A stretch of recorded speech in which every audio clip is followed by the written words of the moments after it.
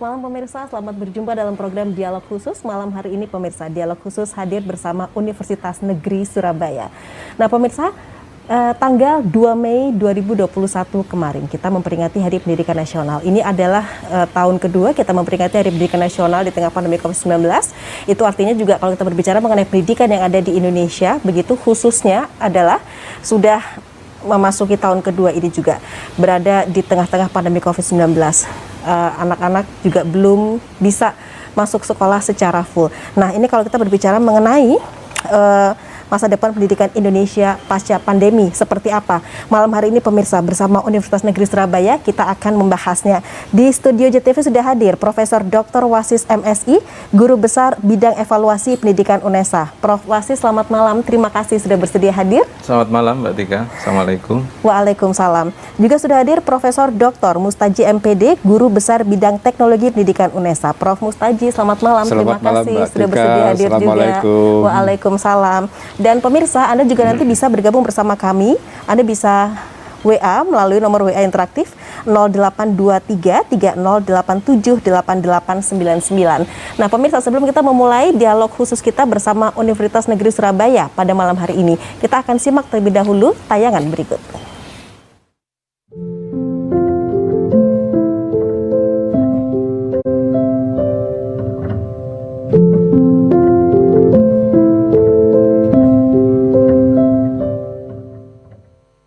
Pandemi COVID-19 mengakselerasi pelaksanaan pembelajaran daring secara masif di segala jenjang pendidikan, yang kemudian memberikan tantangan baru pada semua lini.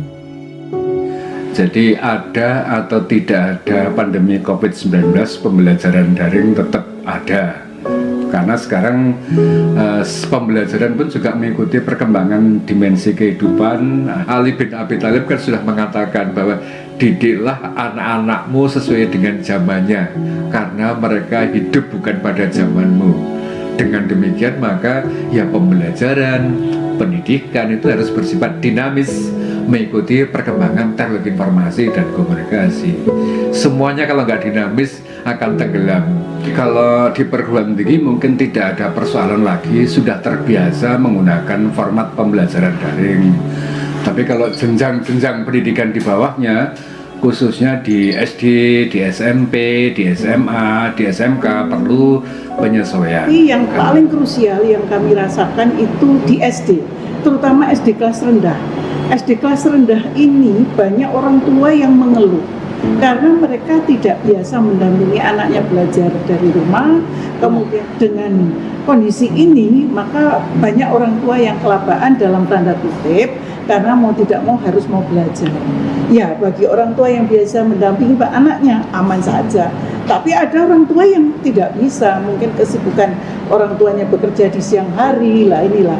Sehingga waktu itu sampai saya berpikir, mungkinkah ya para orang tua diberikan panduan bagaimana mendampingi anak-anaknya belajar dari rumah, dengan maksud jangan menggunakan kata-kata keras yang kadang mengatakan kamu goblok begini aja kok tidak bisa. Kelihatan sepele ucapan itu.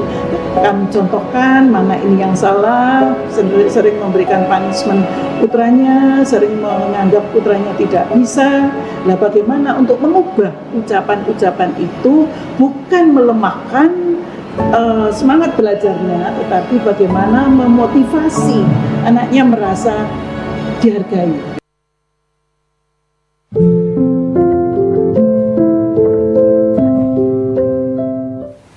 Ya baik pemirsa, Prof. Mustaji, saya ke Prof. Wasis dulu. Bagaimana mengevaluasi pendidikan daring selama masa pandemi COVID-19 ini, Prof. Wasis? Oke, terima kasih Mbak Tika. Jadi sesuai piramid pendidikan itu memang dari pendidikan dasar ke pendidikan tinggi itu substansi keilmuannya semakin besar, semakin tinggi, sedangkan di bawah itu karakter yang semakin besar. Baik. Seperti yang disampaikan oleh Prof. Mustaji dan Prof. Masitoh di video tadi, itu berdasar hasil penelitian itu seperti itu memang. Jadi kalau di pendidikan tinggi daring ini relatif tidak masalah, bahkan Dirjen Dikti Prof. Nizam itu menyampaikan 70% justru mengakselerasi penggunaan IT, kemandirian, kreativitas begitu. 30% sisanya itu memang ada kendala jaringan dan sebagainya. Tapi kalau kita bawah ke pendidikan dasar, menengah ke dasar, misalnya seperti zaman oleh Prof. Masitoh tadi, di SD itu sangat dirasakan.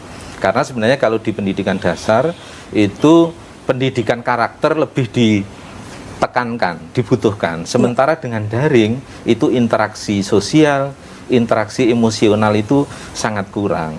Itu yang dirasakan, dan ini dibuktikan dengan banyak penelitian yang sudah ditulis di jurnal-jurnal gitu. Baik, Seperti jadi itu, artinya tetap akan ada sisi yang bisa dikatakan tidak terlalu dominan begitu untuk bisa kembali dipelajari oleh anak didik gitu ya. Karena itu tadi di satu sisi untuk daring juga masih ada minusnya seperti itu ya Prof. Wasis ya. Prof. Mustaji seperti apa kalau Prof. Mustaji melihat tadi Prof juga mengatakan bahwa kita harus bisa mengikuti perkembangan zaman. Terkait juga demikian halnya dengan metode pembelajaran. Bagaimana Prof? Kalau kita bicara mengenai evaluasi itu kan bisa, rekomendasinya kan ada 3. Dihentikan, dilanjutkan dengan revisi, perbaikan, atau dilanjutkan tanpa perbaikan. Kalau kita lihat kalau kita bertanya evaluasi, ya esensinya sekarang itu ya pembelajaran daring tetap dilanjutkan, tetapi kalau nanti sudah memungkinkan pembelajaran tatap muka, ya kapan didaringkan, kapan diluringkan, kapan diblendedkan. Baik. Kalau kita selama ini kan hampir 2 tahun ya, mengikuti pembelajaran daring, memang harus ada perbaikan-perbaikan Mbak Tika. Pertama mengenai kesiapan siswa, kesiapan gurunya, kesiapan orang tuanya. Kita akui kemarin itu kan setelah pandemi kan relatif tanpa banyak persiapan, kecuali kalau perguruan tinggi seperti yang sampaikan Prof. Wasis tadi kan memang kita sudah siap, tapi jenjang-jenjang yang di bawahnya itu kan tanda petik kan belum ada kesiapan.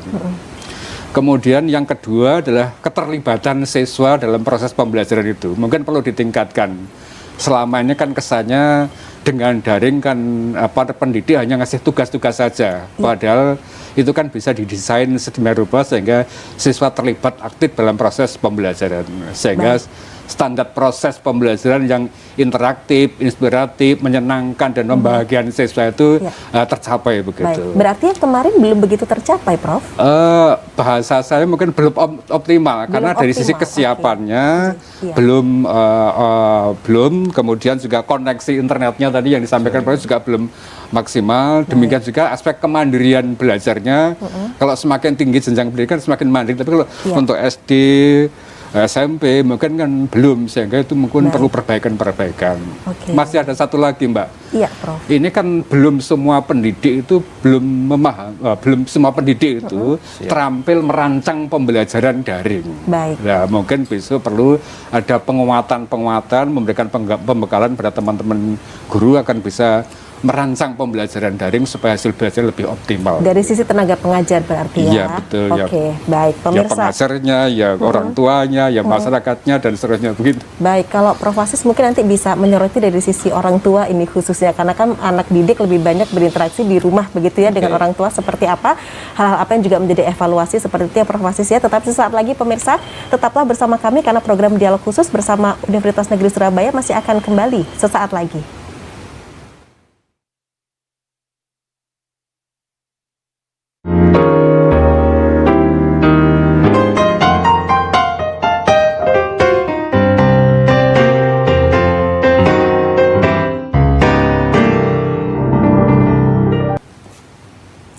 Ya pemirsa, kembali dalam program Dialog Khusus yang malam hari ini bersama Universitas Negeri Surabaya. Nah pemirsa, Anda juga bisa mengikuti IG dari UNESA di @official_UNESA, Twitter @official_UNESA, dan juga website di unesa.ac.id. Untuk call centernya sendiri 0821 3980 9950. Nah malam hari ini masih bersama Universitas Negeri Surabaya pemirsa. Peringatan Hari Pendidikan Nasional meneropong masa depan pendidikan Indonesia pasca pandemi. Prof. Wasis, hal yang harus dievaluasi dan mungkin dipahami oleh orang tua begitu terkait dengan saat ini masih masa pembelajaran daring, apa yang harus dimengerti oleh para orang tua? Oke, terima kasih Mbak Tika. Sebenarnya dengan pembelajaran daring, kita itu mengingatkan pesan Ki Hajar Dewantara. Selama ini kan yang paling populer kan ing ngarsa sung tulodo, ing magdiya mangun karso tuturi handayani. Padahal beliau juga mengatakan bahwa pada prinsipnya semua orang itu adalah guru dan setiap rumah itu adalah sekolah. Begitu pesannya. Dan itu terjadi sekarang. Dengan pandemi ini kondisi itu ternyata terwujud bahwa karena semua siswa itu tidak mungkin melakukan pendidikan di sekolah, akhirnya pendidikan harus berjalan di rumah masing-masing. Sehingga pilihannya memang desain pembelajaran tetap dirancang oleh guru melalui rencana pembelajaran, tetapi siswa lebih banyak berinteraksi dengan orang tua. Maka siap tidak siap gitu, orang tua itu dipaksa menjadi guru, setiap orang tua. Maka itu kan banyak juga di video yang emak-emak akhirnya itu lebih repot daripada putranya, misalnya begitu. Tetapi itu kan meskipun tidak didesain, tapi akhirnya keterlibatan orang tua itu terhadap pendidikan anak itu menjadi meningkat, dan rumah betul-betul menjadi sekolah baru bagi siswa. Itulah orang tua seperti disampaikan oleh Prof. Masitoh tadi, meskipun mungkin tidak semua orang tua itu berbackground pendidik ya, tetapi sebenarnya kewajiban atau kebutuhan membentuk putra putrinya itu lebih besar di orang tua. Baik, berarti perannya juga tidak bisa sangat tinggi sekali ya. Baik siap atau tidak terkait dengan teknologi, tetapi orang tua harus mendampingi selama pembelajaran itu dengan kondisinya masing-masing. Baik. Dan di rumah itu kan memang kalau terkait dengan IT itu kan macam-macam, Mbak. Biasanya kurva normal itu ada yang keluarga sudah sangat mapan gitu, kemudian ada yang sangat konvensional, tapi rata-rata di tengah pasti. Jadi ya yang di tengah itu lebih banyak sepertinya orang tua memang yang dengan pandemi ini itu dipaksa berinteraksi dengan siswa oleh keadaan. Baik, Prof. Wasis, kemudian kalau kita beralih kepada peringatan Hari Pendidikan Nasional, bagaimana sih Universitas Negeri Surabaya memaknai dengan adanya Hari Pendidikan Nasional tahun ini khususnya 2021? Oke, ya ini terima kasih Mbak Tika. Saya diingatkan ini pesannya Rektor UNESA ini, Pak Rektor ya. Pesannya Pak Rektor harus saya sampaikan ini. Jadi perlu diketahui oleh seluruh masyarakat Indonesia bahwa dalam rangka Hari Pendidikan Nasional, Universitas Negeri Surabaya itu menunjukkan kepedulian terhadap anak kandung dari para prajurit yang kemarin gugur di kapal selam ya, KRI Nanggala 402. Maka melalui SK Rektor itu sudah diterbitkan bahwa Universitas Negeri Surabaya itu memberikan beasiswa kepada anak kandung para prajurit mulai dari pendidikan dasar, Mbak Tika, itu sampai pendidikan tinggi. Kebetulan UNESA itu punya lab school, mulai TK, SD, SMP, SMA, SMK, kemudian perguruan tinggi mulai D3 sampai S3. Nah, UNESA memberikan beasiswa berupa gratis ini full biaya studi itu dan biaya lain itu selama menempuh pendidikan di UNESA. Tidak hanya untuk prajurit yang tinggal di Jawa Timur, semua prajurit itu tinggal dimanapun itu putra putrinya itu bisa mendapat beasiswa gratis di UNESA mulai tahun ajaran 2021 itu sampai berikutnya. Baik, luar biasa sekali komitmen dari Universitas Negeri Surabaya begitu ya, khususnya memang benar-benar beratensi terhadap anak-anak prajurit di KRI Nanggala 402. Baik, Prof. Mustaji, ini kalau kita berbicara mengenai tadi sudah dievaluasi, tetapi tentu dong ada kabar baik dari pendidikan daring ini. Ya, terima kasih Mbak Tika. Kabar baik dari pendidikan daring itu, ini saya sebagai seorang teknolog pendidikan, nampaknya penggunaan teknologi pendidikan semakin masif digunakan oleh masyarakat ya. Bagaimana menghasilkan model-model pembelajaran baru, mengembangkan berbagai format pembelajaran yang dulunya mungkin hanya satu model pembelajaran saja, sekarang ragam pembelajaran bisa diciptakan oleh teman-teman guru semuanya dalam rangka mengoptimalkan proses pembelajaran. Artinya apa? Ya kalau masa pandemi karena ada pembatasan jarak maka kan mulai dikenalkan istilah distance learning, online learning, seamless learning, blended learning semakin dikenal. Dan itu tanda petik ada lompatan penggunaan teknologi informasi untuk kepentingan pendidikan. Baik. Yeah. Berarti untuk dikatakan bahwa pendidikan daring yang berhasil itu ada indikatornya kan, Prof? Ada indikatornya, indikator proses dan indikator hasil belajarnya. Indikator prosesnya merujuk pada standar proses pembelajaran. Ada interaktif, ada inspiratif, ada menyenangkan, ada memotivasi siswa untuk belajar dan seterusnya. Itu adalah start prosesnya. Nah, demikian juga standar hasilnya, indikator hasil belajarnya ya tercapainya dimensi kognitifnya, afektifnya, psikomotoriknya. Kalau merujuk pada pandangannya Bloom. Kalau menurut Merrill mungkin juga aspek mengingatnya, menggunakannya, menemukannya, apa faktanya, konsepnya, prinsipnya, prosedurnya tergantung pada rujukan hasil belajar yang ditunjuk oleh para guru itu dalam mengembangkan pembelajaran. Oke, luar biasa ya. Artinya itu banyak berbagai parameter yang mungkin Betul. ini belum semua guru begitu ya.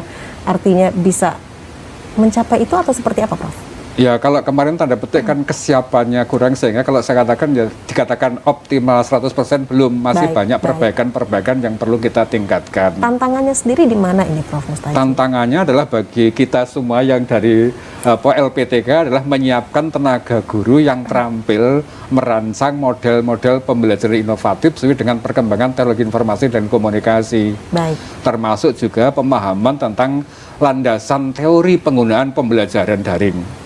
Kalau kita amati selama ini kan model-model pembelajaran yang ada itu kan tidak didasarkan pada teori yang membelajarkan daring, tetapi kan teori pembelajaran yang didasarkan pada pembelajaran tatap muka, luring.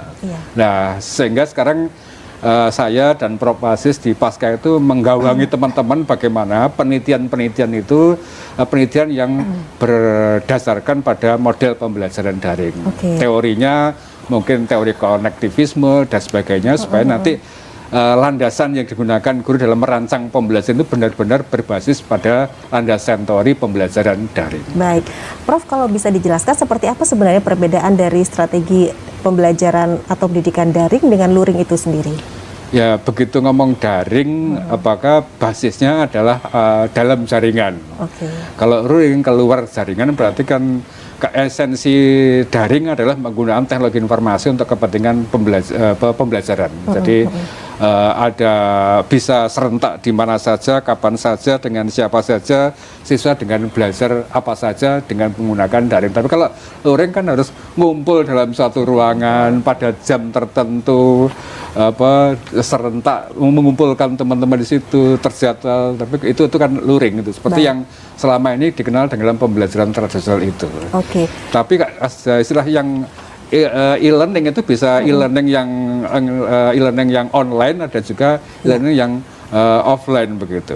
Dengan daring nanti bisa apakah dengan pakai sinkronus, apakah pakai sinkronus tergantung pada desain pembelajaran yang digunakan oleh para guru itu. Baik. Prof Aziz, ini kalau kita melihat seperti apa sebenarnya gambaran masa depan pendidikan di Indonesia? Dengan kondisi sekarang ya sebenarnya kita itu diuntungkan ya, artinya kalau misalnya tidak ada pandemi mungkin akselerasi penggunaan teknologi pendidikan seperti disampaikan oleh Prof Mus itu mungkin bisa lebih lamban. Tetapi dengan adanya pandemi itu dipaksa menjadi akselerasinya lebih cepat. Di lingkungan pendidikan sebenarnya kompetensi guru itu biasanya kan ada yang hanya memperkuat substansinya gitu, tetapi di bagian pembelajaran pengemasannya kurang. Ada yang pembelajarannya kuat tetapi mungkin substansinya kurang. Lah, sekarang itu tiga-tiganya harus dikemas dengan teknologi, dikenal dengan TPACK, teknologi, pedagogik, and content knowledge. Sehingga setiap guru itu harus mengemas ke depan, itu tidak bisa ditawar. Tidak bisa misalnya guru itu hanya menguasai, pokoknya gurunya pinter saja, pasti hasilnya bagus. Bisa jadi malah merepotkan muridnya, karena akan mengukur siswa itu dituntut seperti dirinya sendiri. Misalnya mengutamakan pembelajaran saja, tapi kalau substansinya tidak pas, tidak bisa. Lah, di musim sekarang, ketika musim IT, itu kalau tidak diimplementasi, dikemas dengan IT yang bagus, siswa juga seperti yang disampaikan Prof Mus, siswa itu hidup di ketika zaman IT. Maka guru sekarang harus mengemas, jadi pendidikan ke depan itu sudah tidak bisa dipungkiri, keniscayaan harus berbasis IT. Oke, luar biasa pemirsa. Pastikan Anda tetap menyaksikan program Dialog Khusus bersama Universitas Negeri Surabaya malam hari ini. Kami akan kembali usai jeda berikut.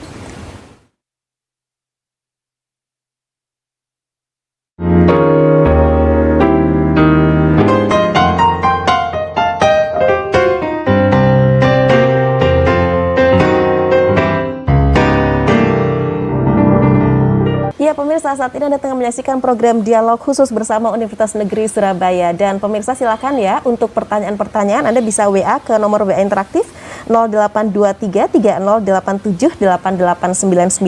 Saat ini sudah bersama saya Profesor Wasis, Guru Besar Bidang Evaluasi Pendidikan UNESA, dan juga Profesor Mustaji, Guru Besar Bidang Teknologi Pendidikan UNESA. Pemirsa Anda juga bisa follow IG UNESA di @official_UNESA, kemudian Twitter @official_UNESA, website unesa.ac.id, kemudian call center 0821 3980 9950. Baik, Prof. Mustaji, ini kalau kita berbicara di sini komitmen dari Universitas Negeri Surabaya sendiri untuk sebagai pencetak tenaga pengajar bukan? Tetapi di sini juga harus menciptakan tenaga-tenaga pengajar yang katakanlah melek teknologi gitu yang sekarang. Komitmennya UNESA sendiri seperti apa ini Prof. Mustaji? Atau mungkin ada yang mau menambahkan dari apa yang disampaikan oleh Prof. Wasis? Ya, terima kasih Mbak Tika. Komitmen UNESA adalah menghasilkan tenaga guru yang profesional. Profesional itu apa? Menguasai materinya, menguasai metodologi mengajarnya.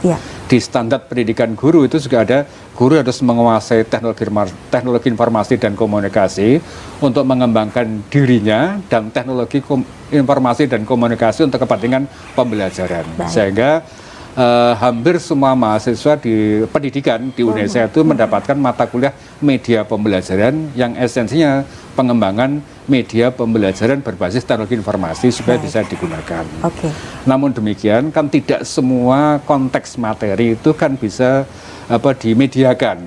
Jadi memilih model pembelajaran apa, media apa, bergantung pada tujuan pembelajarannya, karakteristik materi pelajarannya, konteks pembelajarannya, dan hambatan yang terjadi. Mau menggunakan daring tapi kalau koneksi internetnya tidak mumpuni juga tidak memungkinkan. Mau menggunakan daring tapi sekiranya anak-anaknya tidak siap dengan keterampilan teknik informasi juga iya. Tapi ada yang penting yang saya sampaikan Mbak Tia, itu Prof. Begitu ngomong Hardiknas itu kan orang mesti yang terbayangkan lagi Hajar Dewantoro. Betul. Itu ada ajarannya Ki Hajar Dewantoro yang disebut dengan Tripusat Pendidikan. Itu dengan masa pandemi itu mengingatkan kembali ke situ bahwa pendidikan itu bisa menjadi tanggung jawab keluarga, tanggung jawab sekolah, tanggung jawab masyarakat. Dan sekarang mungkin dengan perkembangan teknologi informasi, nampaknya peran media massa, media sosial itu juga begitu penting. Sehingga karena apa? Sebagian waktu anak-anak itu kan berinteraksi dengan media massa, dengan media sosial, sehingga keempat hal itu sekarang populer disebut dengan lembaga pendidikan, terutama keluarga, supaya orang tua itu tidak menyerahkan anaknya sepenuhnya kepada sekolah, karena tanggung jawab pendidikan pertama dan utama itu memang di keluarga. Oke, baik. Nah, kemudian Prof, sekarang apa sih yang harus dipersiapkan oleh guru dan juga siswa begitu ya di dalam menghadapi masa depan pendidikan di Indonesia ini, Prof? Jadi kalau pertama dari sepen guru harus belajar tentang teori belajar baru yang dapat digunakan untuk merancang pembelajaran berbasis teknologi informasi dan komunikasi. Sehingga dengan teori belajar baru menghasilkan rancangan pembelajaran baru, persiapan mengajar baru, RPP baru. Rancangannya bagaimana dengan menggunakan pembelajaran daring.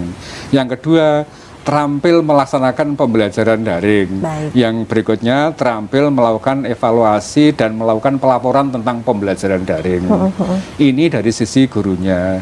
Dari sisi siswa, ya tentang kesiapannya, kesiapan kemandiriannya, keterlibatannya, dan juga partisipasi orang tua untuk mendukung belajarnya siswa kalau menggunakan daring. Tapi perlu diingat bahwa tidak semua materi itu cocok didaringkan. Tergantung pada karakteristik materi itu. Ini mungkin pakai daring, ini mungkin pakai luring, ini mungkin pakai blended learning. Mungkin terjun ke masyarakat langsung atau ke lapangan, itu tergantung pada karakteristik materinya. Lah, pendidik harus bisa Memilah-milah memilih. itu. Iya, kalau ini cocoknya pakai ini, kalau ini cocoknya untuk ini. Ini nih, nah pemahaman itu yang kita siapkan agar para alumni UNESA Surabaya mampu memilih model pembelajaran yang cocok sesuai dengan materinya, tujuannya, dan konteks pembelajaran yang terjadi itu. Baik, Prof. Fasis mungkin menambahkan apa yang memang harus dipersiapkan oleh para guru dan juga siswa. Oke, saya tadi Prof sudah menyinggung, memberikan penekanan saja bahwa teori belajar baru yang cocok di era digital adalah teori connectivism dari Josiman yang tadi disinggung oleh Prof Mus, bahwa di era arus informasi yang demikian pesat, jadi beda dengan zaman kita dulu, itu buku nggak ada, cari informasi sulit gitu Mbak Tika. Kalau sekarang itu justru informasi berlimpah, yang sulit itu adalah memilah informasi, mengolahnya. Maka di teori kognitivisme itu diajarkan bahwa namanya belajar yang berhasil itu adalah yang berhasil mengkoneksikan berbagai sumber belajar, berbagai informasi, berbagai media yang bisa jadi itu tak terbayangkan seperti dulu. Jadi arus informasi sedemikian pesat. Maka siswa itu yang paling berhasil belajar sekarang bukan yang, mohon maaf, misalnya aktif mendengarkan penjelasan dari guru terus dicatat, nanti misalnya menjadi pengetahuan, bukan, tetapi yang mengolah berbagai sumber informasi dari berbagai sumber terus secara mandiri memilih sendiri informasi mana yang penting, yang bermanfaat bagi dirinya, kemudian diolah, dianalisis begitu, sehingga setiap anak itu capaian belajarnya itu pasti tidak sama di era sekarang, bergantung keterampilannya mengkoneksikan berbagai sumber informasi tadi. Oke, jadi harus aktif dari diri pribadi. Betul, ya, seperti itu ya. Oke. Bagaimana Prof Mustaji? Cocok itu pembelajaran ke depan itu makin personal Mbak Tika itu. Jadi tanda petik kalau bahasanya merdeka belajar itu merdeka belajar pada siswanya. Siswa mau memilih materi apa, mau memilih model pembelajaran apa, mau memilih sumber belajar apa, siswanya yang benar-benar mereka. Tugas kita adalah memfasilitasi mereka agar mereka bisa belajar secara merdeka itu. Itu ya sebenarnya sesungguhnya dari tema Hari Pendidikan Nasional tahun 2021 yang bisa ibaratnya di sini kita filter dan kita pahami begitu ya. Jadi PR besarnya itu bagaimana kita memfasilitasi sehingga semua siswa Indonesia itu bisa belajar dengan gaya belajarnya masing-masing sehingga bisa berkembang secara optimal begitu. Oke, jadi di situ ada juga bisa dikatakan pemerataan pendidikan tentunya ya, tidak hanya terpusat, iya kan? Hanya di sebuah wilayah tertentu. Dengan seperti itu Prof Mustaji seperti apa? Maknanya agak beda. Jadi yang pembelajaran itu kan berpusat pada siswa. Jadi siswalah yang nanti ke depan itu merdeka memilih. Sama dengan sekarang Mbak Tika itu kan di bidang ekonomi, di bidang apa yang lain, mau pesen apa kan tinggal klik gitu, mau naik apa tinggal klik, dan nanti mungkin ke depan tuh besok mau materinya Prof tentang fisika, klik Pak Prof Fasis, mau tentang teknologi, klik saya, butuh materi kimia, klik. Kapan saja. Kapan kan anak bisa pagi, siang, pilihan-pilihan itu disediakan. Jadi, mereka tugas kita merancang pembelajaran agar memberikan ruang pada siswa bisa memilih menyediakan pilihan-pilihan itu. Nah itu kita siapkan supaya anak-anak bisa benar-benar merdeka belajar itu. Baik, Prof begini, untuk peningkatan pendidikan di Indonesia di masa depan, tentu di sini perlu sinergi, perlu kolaborasi, begitu ya. Selain guru, ada pihak-pihak lain yang juga turut berperan dalam keberhasilan peningkatan pendidikan di Indonesia. Menurut Prof Mustaji dan juga Prof Fasis, seperti apa kolaborasi itu? Perannya bagaimana untuk masing-masing pihak?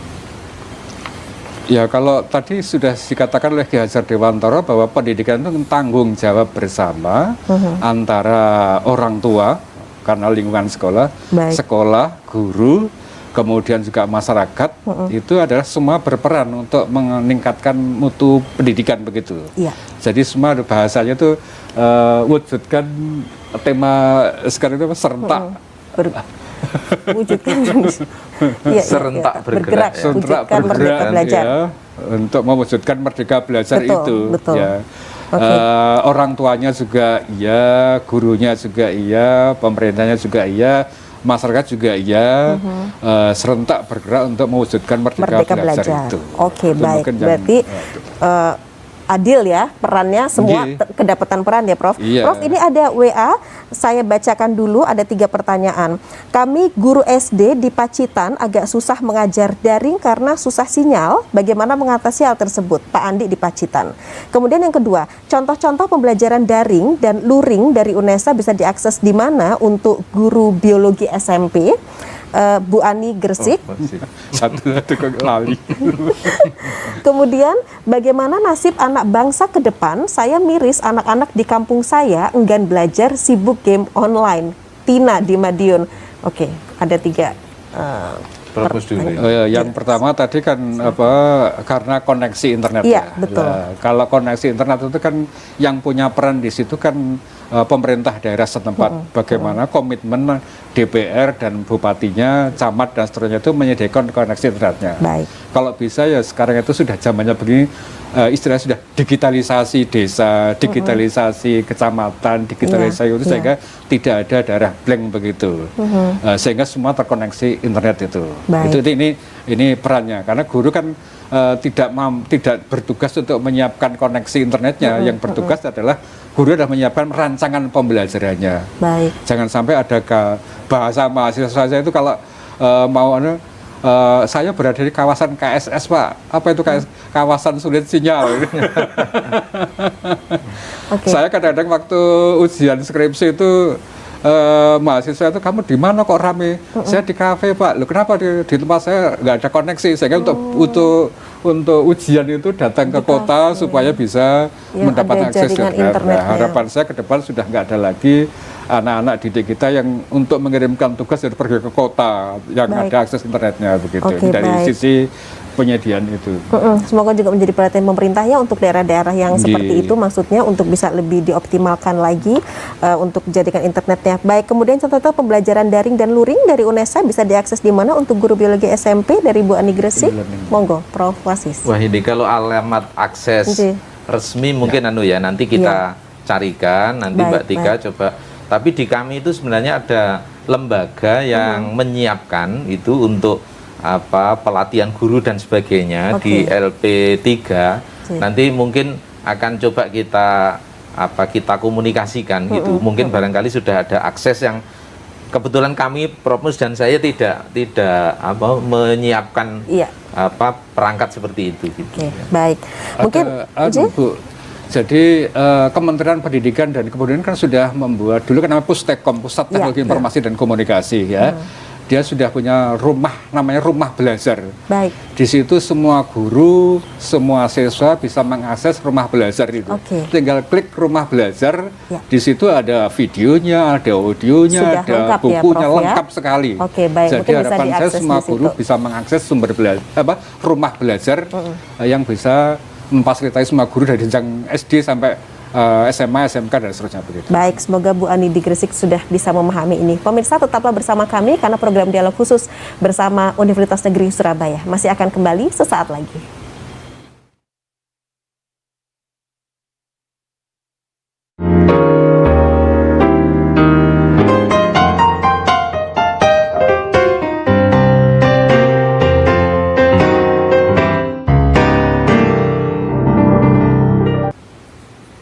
Ya pemirsa, terima kasih Anda masih menyaksikan program dialog khusus pada malam hari ini bersama Universitas Negeri Surabaya. Kami berbincang terkait peringatan Hari Pendidikan Nasional meneropong masa depan pendidikan Indonesia pasca pandemi. Anda juga bisa mengajukan pertanyaan melalui nomor WA interaktif 0823 3087 8899. Dan pemirsa, Anda juga bisa follow IG UNESA di @official_UNESA, kemudian Twitter @official_UNESA, juga website unesa.ac.id. Call center di 0821 3980 9950. Prof Wasis, Prof Mustaji, ini Siap. bagaimana kalau kita menanggapi Menteri Pendidikan begitu? Nadiem Makarim menyampaikan bahwa untuk mal, pasar dibuka begitu kan? Nah, tetapi kenapa sih untuk pendidikan tatap muka belum? Beliau kan juga menginginkannya sudah waktunya untuk pendidikan tatap muka atau luring ini sudah mulai dilaksanakan. Ini seperti apa kalau kita berbicara mengenai kesiapan dari pendidikan tatap muka atau luring ini, Prof? Silakan, Prof Mustaji dulu. Oh, saya senang dengan pernyataan Pak Menteri itu karena hampir semua siswa kan sudah rindu dengan teman-temannya, rindu dengan gurunya. Iya. rindu dengan aktivitas senda gurau di kantinnya, rindu dengan suasana kolaborasi, diskusi kelompok di kelasnya, sehingga kalau memang sudah waktunya, maka saatnya memang membuka kelas luring tatap muka. Karena secanggih-canggihnya teknologi informasi tidak akan pernah menggantikan guru. Jadi guru penting sehingga anak bisa bertemu langsung, karena tidak semua materi cocok didaringkan tadi Mbak Tika. Jadi aspek-aspek keterampilan, aspek etika, aspek karakter itu perlu sentuhan guru. Sehingga kalau kita ingin mewujudkan Indonesia berkarakter, maka ya secepatnya selama tidak kesehatan ya dengan prokes kesehatan yang bagus, mungkin alangkahnya segera dilakukan pembelajaran tatap muka begitu atau luring tadi. Tetap menjaga protokol kesehatan begitu. Prof Wasis, kalau melihat kita siap nggak sih sudah untuk melakukan pendidikan luring ini sendiri? Saya kembali ke tadi beberapa hasil penelitian yang saya sampaikan di depan. Ternyata semakin ke arah pendidikan dasar itu sangat dirasakan Mbak Tika, bahwa interaksi sosial, emosional, motivasi, pembentukan karakter itu dirasakan menjadi sangat kurang oleh semua peneliti, hasil penelitian, dan mungkin masyarakat merasakan itu seperti yang disampaikan oleh Prof. Oleh karena itu untuk pendidikan dasar SMP, SD, rasanya mungkin luring itu dominan lebih banyak. Memang biasanya apapun di alam itu biasanya kurva normal. Ini ke depan saya bayangkan dengan adanya pandemi itu yang sekolah atau lembaga siap sekali IT-nya itu mungkin di sisi kanan sedikit. Mungkin malah pengen sekolah itu paperless, semua berbasis IT begitu. Tetapi untuk pendidikan dasar dan sekolah-sekolah yang kesulitan jaringan itu di kelompok sebelah kiri, ingin balik penuh ke konvensional. Tapi rasanya pilihan yang paling cerdas, paling tepat itu tetap di tengah Mbak Tika. Karena kita nggak bisa menafikan IT. Jadi model hybrid, campuran antara luring dan daring itu tetap diperlukan. Meskipun mungkin untuk pendidikan dasar menengah ke bawah itu luringnya tatap mukanya lebih banyak, sedangkan yang ke arah pendidikan tinggi itu yang daringnya dengan kemasan IT lebih banyak begitu. Baik, jadi seperti semua dapat ya, dari yang juga luring begitu ya, artinya seimbang. IT ditinggalkan tidak mungkin. Maksudnya Prof Wasis itu semakin tinggi jenjang pendidikannya, kan semakin tinggi kemandiriannya, semakin terampil menggunakan berarti teknologinya, sehingga memungkinkan semakin tinggi jenjang pendidikannya, semakin banyak menggunakan pembelajaran daring. Tapi semakin rendah, mungkin lebih banyak menggunakan luring. Tapi pun juga sangat bergantung pada tadi, meskipun banyak ya tergantung pada materi, tujuannya, konteksnya, kesiapannya, dan seterusnya tadi. Tapi sebaiknya budaya penggunaan IT yang dimulai tumbuh di ibu-ibu, dukungan keluarga, anak-anak jangan ditinggalkan, jangan balik penuh ke konvensional. Sayang malah karena IT kan keniscayaan yang pasti dibutuhkan. Betul, gitu. Jadi sangat bermanfaat bagi mereka yang sudah bisa menguasai. Baik. Prof Wasis, ini kita melanjutkan. Tadi kan ada pertanyaan yang di segmen sebelumnya belum sempat terjawab ya. Ini bagaimana nasib anak bangsa ke depan? Saya miris anak-anak di kampung saya enggan belajar malah sibuk game online, dari Ibu Tina di Madiun. Silakan. Ini dampak negatifnya IT ini. Sebenarnya IT itu kalau Prof Mus tadi kan IT itu fleksibel, kapan saja diakses, di mana saja bisa, kemudian luas sekali, tidak terbatasi oleh apapun kalau buku. Tapi ya ada dampak negatifnya kalau tidak didesain dengan baik, didampingi dengan baik, ternyata lebih banyak dimanfaatkan untuk hal-hal yang tidak seharusnya, apalagi untuk siswa. Makanya ada guyonan di WA itu loh Mbak, itu gamenya ditutupi nanti kalau pas dilihat itu seolah-olah belajar lagi gitu ya. Padahal itu bawahnya game ya. Maka harus ini yang tadi pendidikan di rumah kalau seperti ini itu dominan. Jadi orang tua harus menjadi seorang guru, orang tuanya. Jadi kapan harus tetap menggunakan IT itu untuk pendidikan, tapi pada bagian tertentu juga sepertinya hiburan itu kan tetap sangat diperlukan oleh anak-anak. Baik, Prof. Nah, ini ada lagi 2 pertanyaan. Banyak guru yang memberikan tugas banyak kepada siswa, namun siswa kesulitan memahami. Saya berharap luring tetap ada, dari Farid Mojokerto. Kemudian yang kedua, bagaimana untuk mengantisipasi keberagaman peserta didik, baik dalam satu unit sekolah atau level daerah atau nasional, terkait dari keadaan sosial, ekonomi, dan juga tempat tinggal mereka. Bagaimana perlakuan pelaksanaan pembelajaran atau pendidikan sehingga pendidikan bisa dikatakan adil untuk semua, dari Pak Subandi di Pasuruan. Silakan ditanggapi. Iya, tadi sudah saya katakan bahwa setiap model pembelajaran disesuaikan konteksnya. Jadi apa yang relevan cocok digunakan di Surabaya belum tentu cocok di Pasuruan, belum tentu cocok di tempat yang lain. Baik. Karena apa? Konteks kulturnya, kesiapan teknologinya, kemudian kesiapan gurunya kan berbeda-beda, sehingga tidak cocok kalau menyeragamkan cara membelajarkannya kepada siswa. Dari situlah diperlukan keterampilan guru, kreasi guru untuk menciptakan, menggunakan dan mengelola model pembelajaran baru yang relevan dengan konteks kehidupan anak-anak itu berada, begitu. Baik, ini artinya, penting.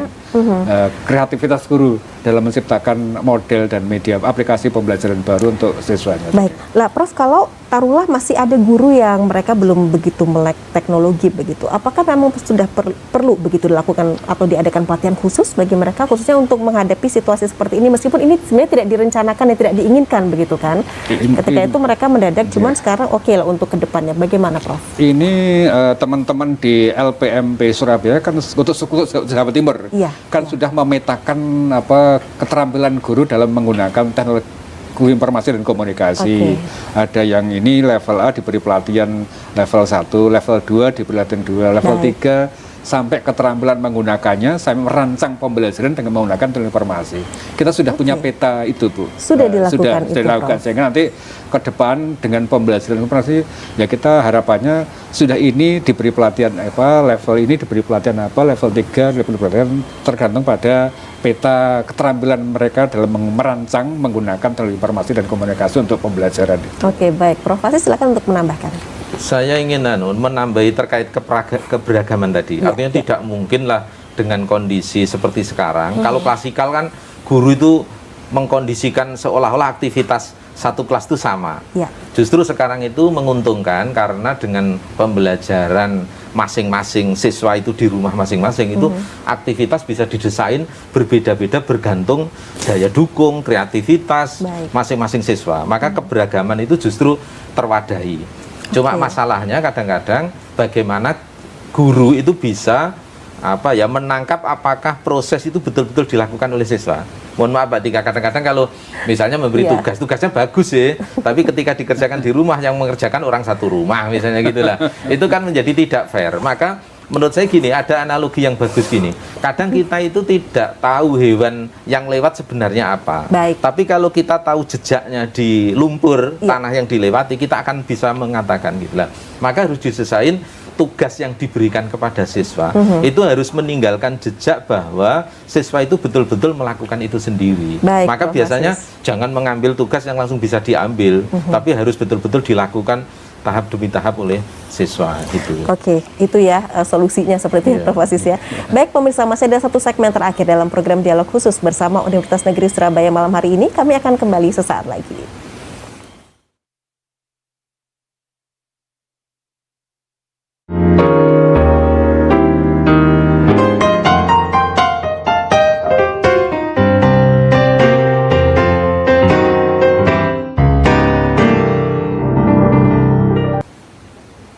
Ya pemirsa, dialog khusus bersama Universitas Negeri Surabaya. Silakan Anda bisa follow IG dari UNESA pemirsa.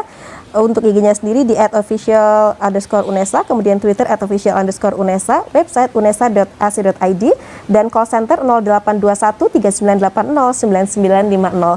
Baik Prof Mustaji, ini kita berbicara mengenai paradigma pendidikan di Indonesia saat ini.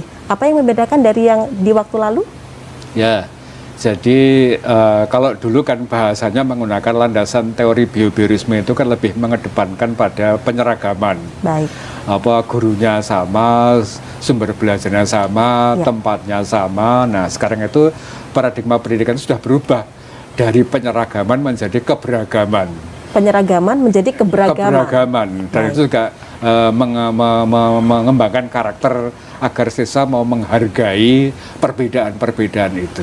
Nah, apa yang diberagamkan tadi kondisi materinya silahkan beragam, siswa bisa memilih dengan Baik. materi apa, Ya. cara belajar apa, mereka bisa memilih, sehingga disediakan pilihan-pilihan tentang bagaimana ia memilih materinya, tujuannya, cara belajarnya, sesuai dengan gaya belajarnya yang tadi disampaikan oleh Prof. Wasis itu. Dan itu akan melahirkan dari keseragaman, keberagaman, itu yang bahasa kerennya disebut dengan istilah demokratisasi belajar itu, Mbak Tika.